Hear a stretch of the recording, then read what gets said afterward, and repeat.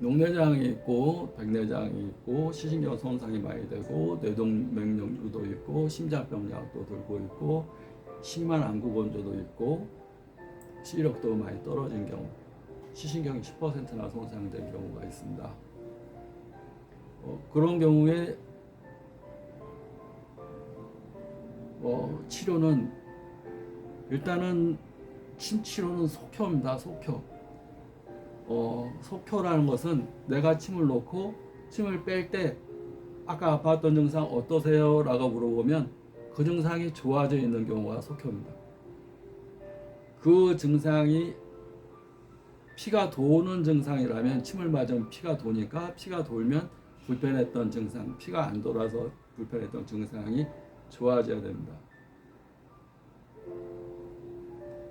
그래서 침 치료는 원래 빠른 겁니다. 침 치료는 빠른 거, 신속한 거.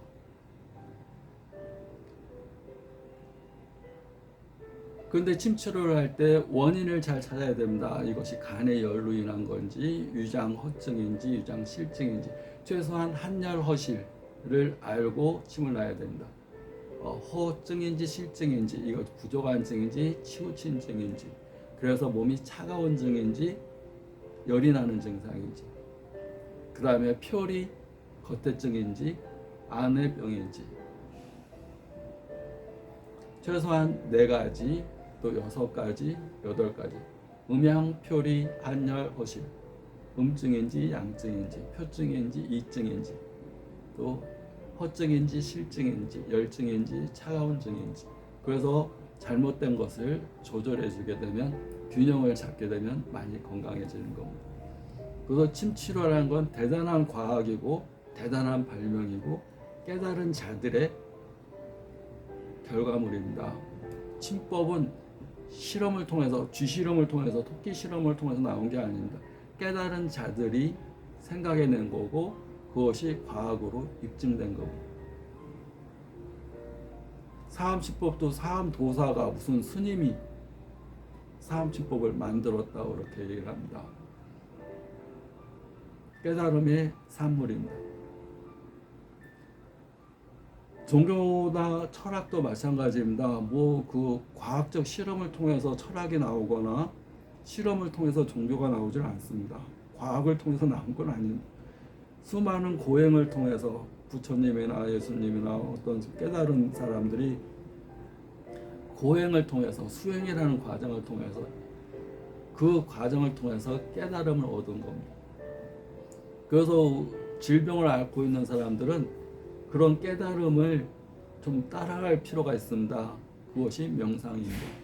눈을 뒤집어서 내 안을 바라보는 것, 성찰해 보는 것, 내 안의 혈관 상태가 어떤지, 내 안의 내부 장기 상태가 어떤지, 내 안의 혈액 상태가 어떤지. 그래서 혈액이 안 좋다면, 혈액이 고지혈증, 당뇨가 있다면 설탕 먹지 말아야 되고, 단 거 먹지 말아야 되고, 고지혈증이 있다면 기름기 먹지 말아야 되고, 혈관 내에 찌꺼기가 많이 섞여 있다면 따뜻한 물을 먹어야 되고, 그리고 근육을 움직여야지 그 안에 있는 혈관이 같이 움직이니까 유산소 운동을 항상 해야 되고, 또 유산소 운동을 할 때 운동하기 전에 물을 먹는다든가 운동하고 나서 먹는 게 아니라 운동하면서 10분에 한 모금, 또 걷다가 또 10분에 한 모금 먹어야 된다는 거.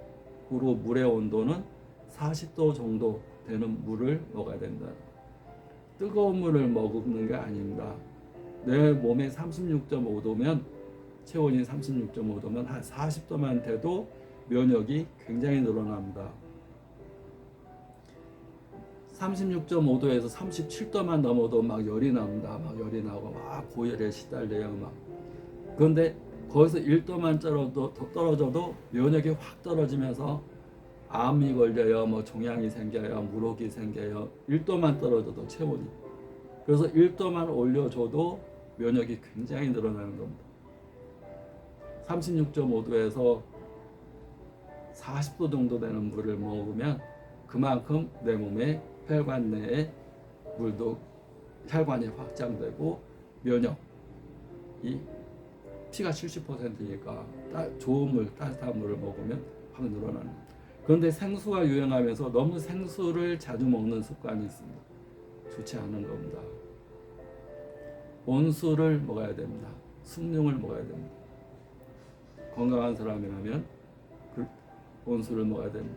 권투를 이렇게 할 때 조금 이렇게 힘들면 와가지고 생수 먹고 살 뺀다고 이렇게 여자분들 뭐 이렇게 막 옷은 막 두꺼운 거 입고 지금 조금만 움직여도 더워 죽겠는데 막 일부러 두꺼운 옷을 입고 왜 두꺼운 옷 입었냐고 물어보면 땀복이라고 그러고 뭐 땀 내려고 그런다고 그러고 땀 때문에 목적은 살 빼려고 그런다고 그러고 근데 조금만 이렇게 하면 찬물 먹고 살 안 빠집니다. 몸이 뜨거워져서 땀이 나가면서 지방이 태워야 되는데 지방은 타는 겁니다. 찬물에는 지방이 안 탑니다. 온도가 올라가서 태워야 되는데 후라이팬이 뜨거울만 하면 찬물 붓고 뜨거울만 하면 찬물 붓고 또 운동도 많이도 안 하고 운동은 안 하고 땀 빼자는 목적으로 옷은 막 땀복을 입고 와가지고 운동은 조금 하면서 땀 내겠다. 공짜로 어떻게 뭘 하겠다 이런 생각 가지고 땀 절대 안 빠져. 오히려 속만 냉해집니다. 그런 자연의 이치가 땀 빼려면 따뜻한 물을 먹어야 되고 또 이렇게 운동을 해야 되는 겁니다.